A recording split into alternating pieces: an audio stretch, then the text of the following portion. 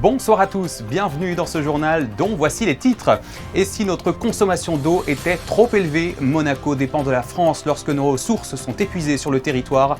Alors pour mieux vous informer sur l'état des réserves chez nous, la Société monégasque des eaux a mis en place une météo de l'eau et son directeur Manuel Nardi sera notre invité pour nous l'expliquer. Une nouvelle exposition à Monaco, parmi toutes celles proposées cet été, consacrée cette fois à Vincent van Gogh. Elle s'intitule Fort Vincent, connexions intemporelles et revisite les œuvres du peintre hollandais à travers le regard d'un artiste contemporain. Si vous avez des enfants, comment avez-vous choisi leur prénom? C'est notre grande question du mardi. Notre deuxième invité sera Baptiste Coulmont, un sociologue des prénoms, qui nous dira pourquoi certains parents privilégient les titeufs, fraises ou clafoutis. Enfin, nous ouvrirons une page sucrée avec les stars de l'été, les glaces, quelle que soit leur forme, leur couleur ou leur saveur, elles nous font encore fondre de bonheur. Mais avant de développer ces titres, un mot du déplacement princier qui s'est déroulé aujourd'hui. Le souverain a visité 2 sites Grimaldi des Alpes-Maritimes, Saint-Paul-de-Vence et la Colle-sur-Loup, à l'invitation des maires des 2 communes. L'occasion de se souvenir de l'attachement historique de la famille princière à ces lieux lorsque celle-ci avait été gouverneure de la cité de Saint-Paul au XVIIIe siècle ou lorsque Grace Kelly avait visité Saint-Paul-de-Vence en 1955, soit 1 an avant de devenir la princesse Grace de Monaco. Je vous propose d'écouter le prince Albert II à propos de cette visite au micro d'Émilie Rousseau. C'est non seulement d'évoquer l'histoire ancienne qui nous lie avec ces anciens sites historiques et ces anciennes communes qui ont une histoire très ancienne avec la principauté, mais aussi, comme vous avez pu le voir à Saint-Paul-de-Vence, une histoire beaucoup plus contemporaine, puisque voilà, avec ce très beau parcours illustré par des très belles photos de ma mère lorsqu'elle est venue ici sur la Côte d'Azur à Cannes pour le festival, mais voilà, parcouru tout un ensemble de communes de ce moyen pays, et notamment à Saint-Paul-de-Vence, pour évoquer cette très belle histoire et cette très belle connaissance qu'elle a eue dans cette année 1955, qui a été déterminante pour elle et pour son avenir. Et je crois que c'est une très belle histoire à raconter, qui a été merveilleusement illustrée. Et je souhaite que ce parcours connaîtra un très grand succès. Voilà, et nous reviendrons plus en détail sur ce déplacement princier dans notre édition de demain. Ce lundi 14 juillet, c'était bien sûr le jour de la fête nationale française. À cette occasion, l'ambassade de France à Monaco a organisé hier soir, vous le voyez, une réception sur les terrasses du Soleil de Monte-Carlo en présence du prince souverain, de l'ambassadeur français Jean d'Haussonville et d'autres personnalités monégasques et françaises. Une manière de souligner encore une fois les liens d'amitié, de solidarité et de coopération qui unissent les 2 pays. Et puis comme il nous l'avait dévoilé hier sur notre plateau, l'ambassadeur a profité de cette soirée pour annoncer une visite d'État de retour du prince Albert II en France en 2026. Désormais, tous les mardis, vos prévisions météo classiques seront complétées par une météo de l'eau. C'est la SMO, la Société monégasque des eaux, qui en est à l'initiative depuis qu'elle a fait le constat que nos besoins dépassent parfois les réserves disponibles sur le territoire. Pour en parler, nous sommes avec son directeur. Bonsoir Manuel Nardi. Bonsoir Théo. Merci d'être avec nous sur Monaco Info. D'abord, pour avoir une première idée de ce que représentent les ressources à Monaco, d'où vient l'eau et comment est-elle gérée par la SMO sur le territoire ? Alors, Monaco, effectivement, dispose de ressources propres sur son territoire. Elles sont au nombre de 6. On les appelle Ingram, Testimonio, Marie, etc. Et elles sont toutes plus ou moins dans le quartier des bâtiments de la Monégasque des eaux. C'est la raison d'ailleurs pour laquelle on est ici. Et elles assurent environ 1/3 des besoins de la principauté annuellement, avec une très forte variabilité. Parfois, elles assurent la totalité des besoins quand on est au cœur de l'hiver ou au début de printemps et que c'est très pluvieux. Et comme à l'heure actuelle, elles assurent quasiment plus grand-chose dans la mesure où on est en période estivale et qu'il pleut de moins en moins. Évidemment, pour compléter ces ressources, nous avons besoin d'apports extérieurs qui proviennent essentiellement de l'ouest par le canal de la Vésubie et de la plaine du Var, et à l'est par les pompages qui sont dans la Roya. C'est ce qui vous a poussé à créer cette météo de l'eau dont vous allez nous parler. Comment va-t-elle fonctionner? Quel est votre constat de départ? Alors, on a été amené à créer la météo de l'eau, un petit peu à l'image d'ailleurs de la météo de l'électricité, pour rendre compte au grand public des conditions dans lesquelles on est capable d'approvisionner la principauté. Et qu'au-delà du fait que l'eau coule toujours ou presque toujours au robinet, sauf exception liée à des chantiers ou à quelques fuites, c'est pas toujours de la même manière que l'eau arrive jusqu'au robinet. Et de manière à sensibiliser les gens à la fragilité du système, à sa forte variabilité, on a été amené à introduire donc cet indicateur, la météo de l'eau, qui est sous forme d'une petite goutte, toujours bleue, puisque ce n'est pas un indicateur représentatif de la qualité de l'eau, mais bien de la quantité et de son origine surtout, soit en provenance de l'extérieur, soit en provenance des ressources locales dont je parlais tout à l'heure. Et il est sensible évidemment aux modifications de la météo et également au changement climatique qui est en train d'intervenir sur la Côte d'Azur et pas que évidemment.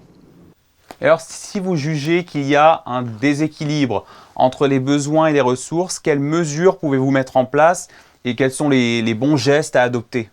Alors, il y a toujours une adéquation entre les besoins et les ressources, parce que sinon il y aurait des manques d'eau, ce qui n'est pas le cas, fort heureusement. En revanche, le type d'origine est très variable et cet indicateur permet de faire prendre conscience aux gens de la dépendance de Monaco vis-à-vis de l'extérieur ou de plus, si on peut dire autrement, de son autonomie par rapport à ses besoins journaliers.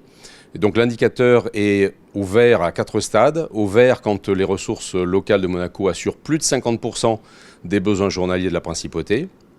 On peut même aller jusqu'à 100%, dans certains cas, comme je le disais, au cœur de l'hiver. Ensuite, on a un indicateur qui change de couleur, qui passe au jaune quand on est entre 50 et 25%. Ensuite, l'indicateur vire au orange quand on est entre 25 et 15%. Et puis il est carrément rouge quand malheureusement on est en dessous des 15% des besoins exprimés par la principauté. Et ça c'est un indicateur qu'on retrouve dans ce stade-là, en général aux alentours de l'étiage, tout à fait en fin d'été. Aujourd'hui, à l'heure où on se parle, on est plutôt dans le jaune.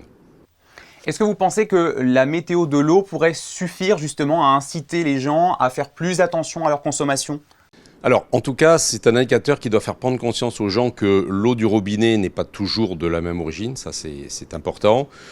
Ça exprime par là même un petit peu la fragilité de la ressource et donc la nécessité d'y faire extrêmement attention.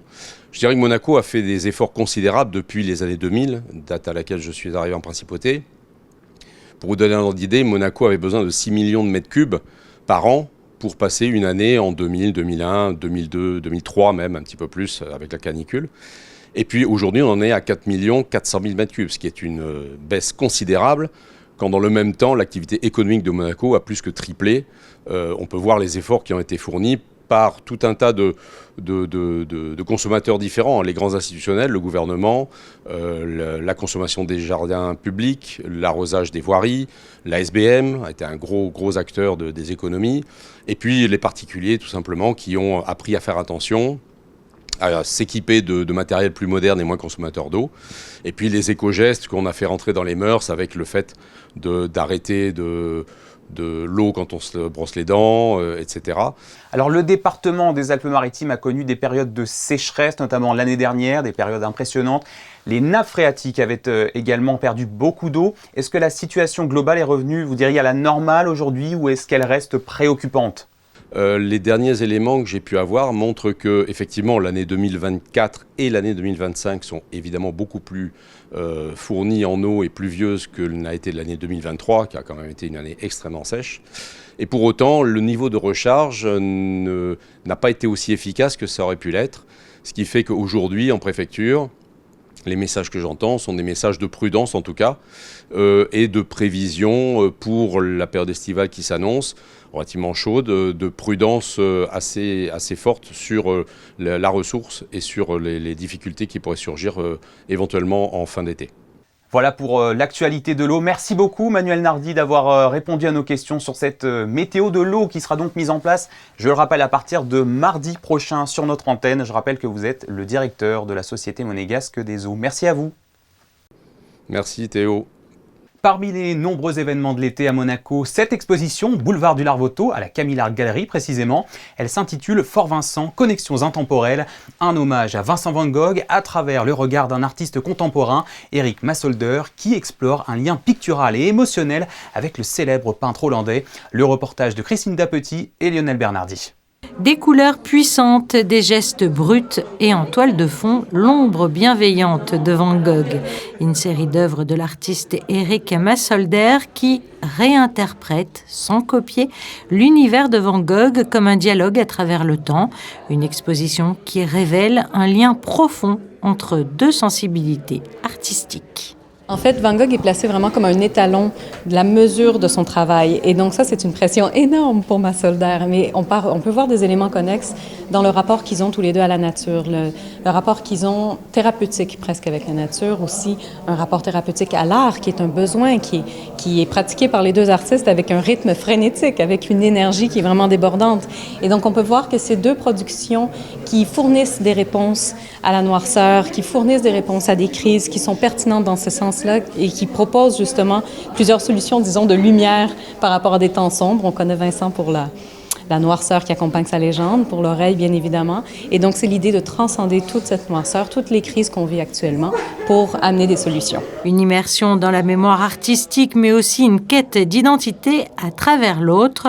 Une plongée vibrante entre mémoire, matière et modernité. Fort Vincent, connexion intemporelle. Une exposition à voir jusqu'au 15 septembre à la galerie Camille, 3 avenue Princesse Grace. Une nouvelle adresse vient d'ouvrir ses portes à Monaco, un centre de bien-être, mais un peu particulier. Il s'appelle Platinum Age Management et fonde son affaire sur une promesse ambitieuse, ralentir le vieillissement et optimiser la santé. Christine Dapetit et Camille Caloni sont allés découvrir le concept.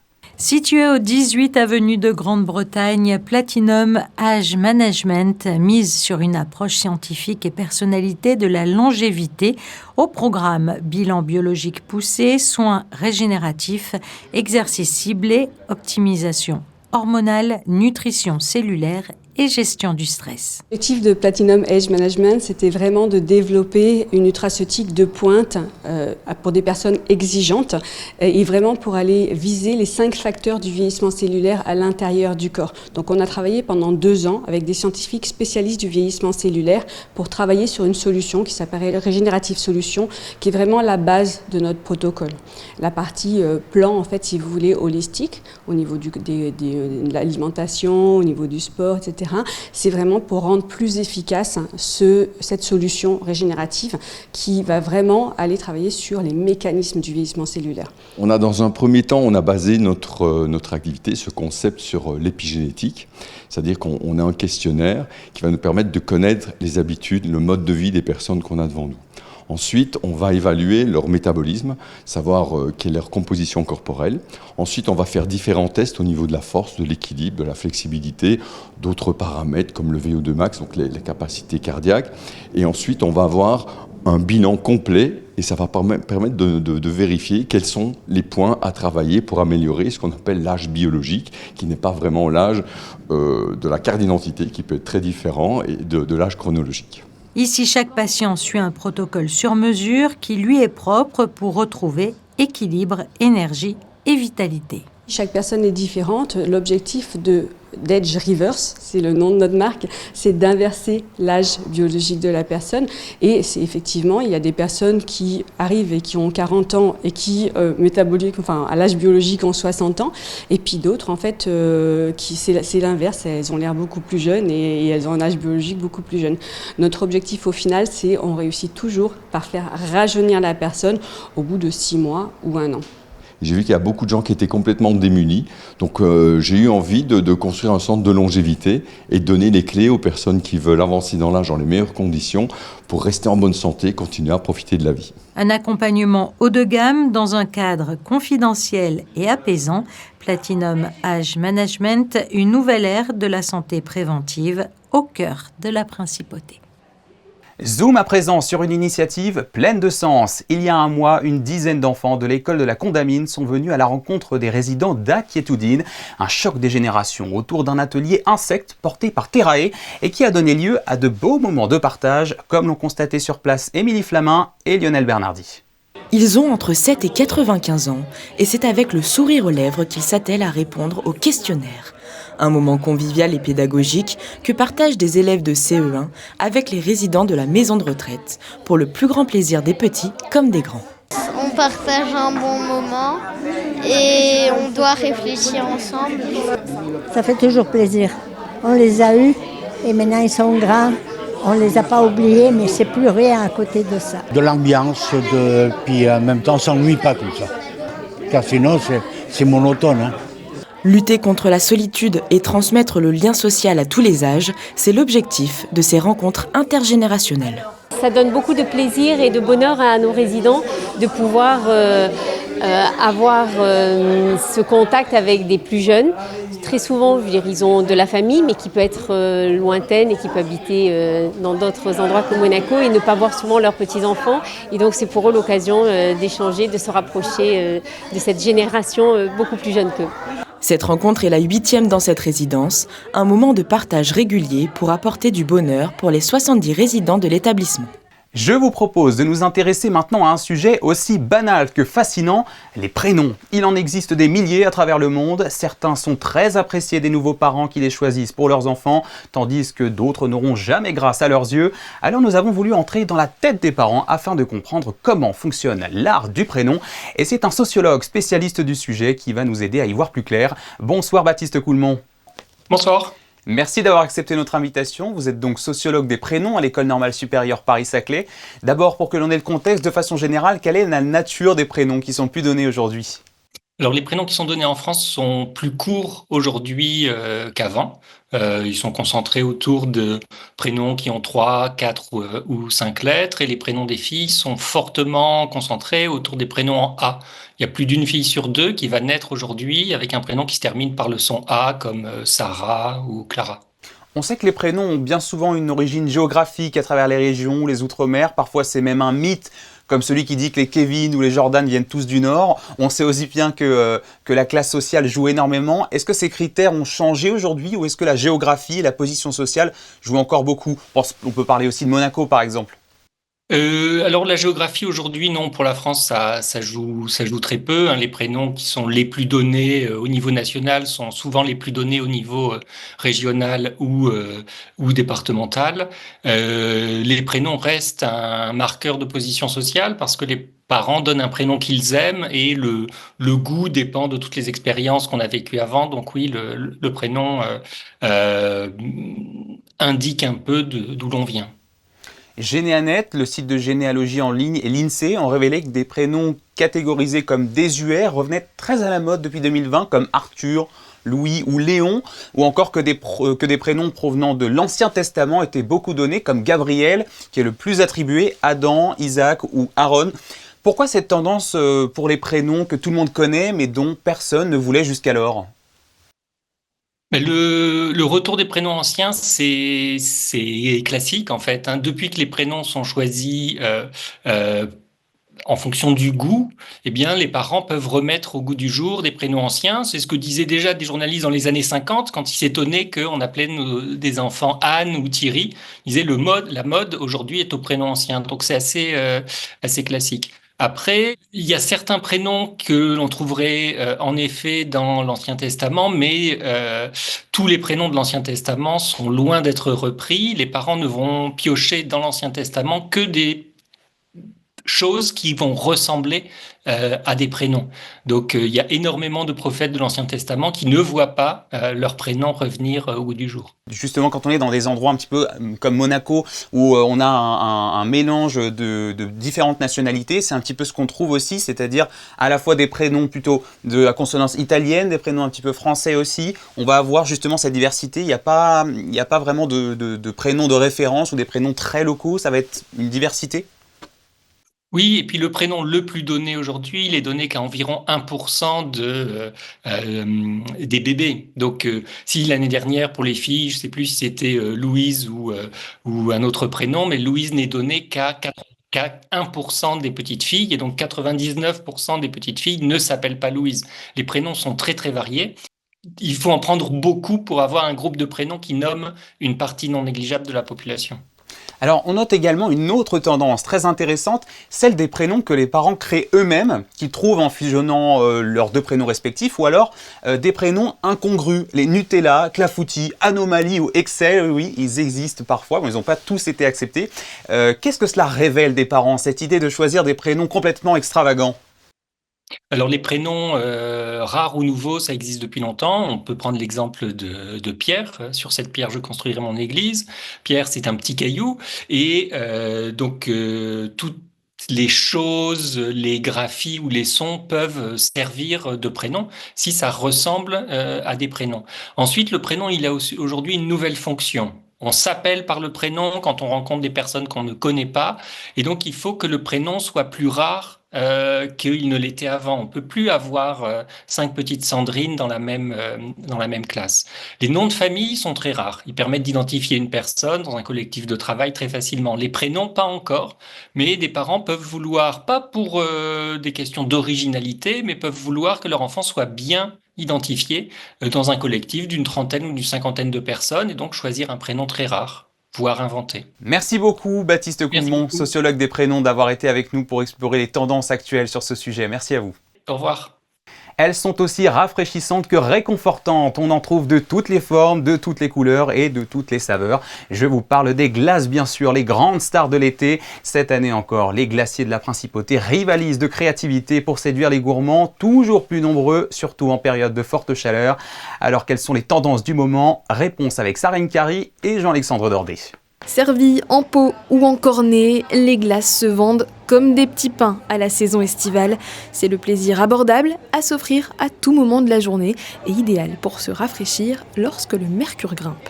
Avec la chaleur qu'il fait, je pense que c'est bien de s'offrir une petite pause de fraîcheur. Qu'est-ce que vous avez choisi? Vous êtes resté classique? Alors moi j'ai pris Nutella. Pas mal parce qu'on a l'impression que c'est du Nutella qui fond dans la bouche et yaourt parce que j'adore la glace au yaourt. C'est les meilleures glaces de Monaco, on vient tout le temps là avec mes copines, c'est rafraîchissant et elles sont trop bonnes, franchement je vous conseille vraiment. Vous avez choisi quoi comme goût? C'est le parfum Choco Pop, c'est mon parfum préféré, c'est comme fleur de lait avec du Nutella dedans, c'est trop bon. En voilà un parfum original, il faut dire que chaque année les professionnels redoublent d'inventivité pour attirer les becs sucrés, que ce soit en termes de saveur ou de format.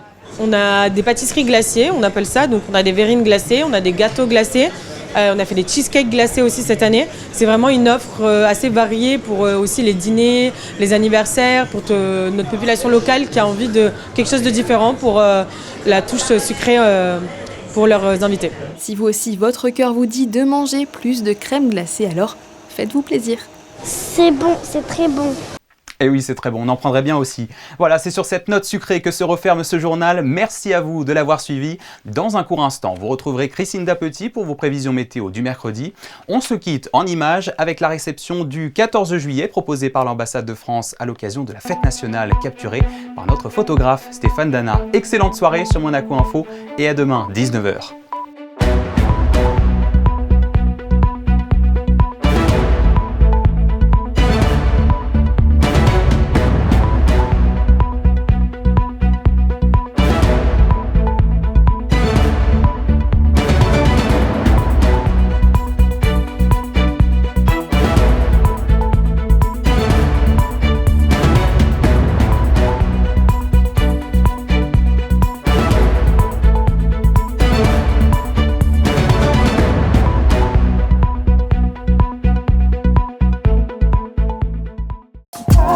Retrouvez la météo avec Maya Bay, le restaurant référence thaï japonais de Monaco.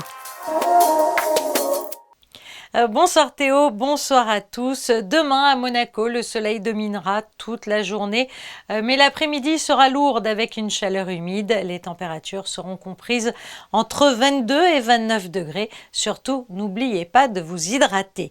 Ce mercredi sera également la fête des Carmels. Alors, selon la tradition, au XIIIe siècle, la Vierge serait apparue à Saint-Siméon-Stock, supérieur de l'ordre du Carmel, lui confiant le scapulaire, symbole de protection spirituelle, un objet que portent encore aujourd'hui de nombreux croyants.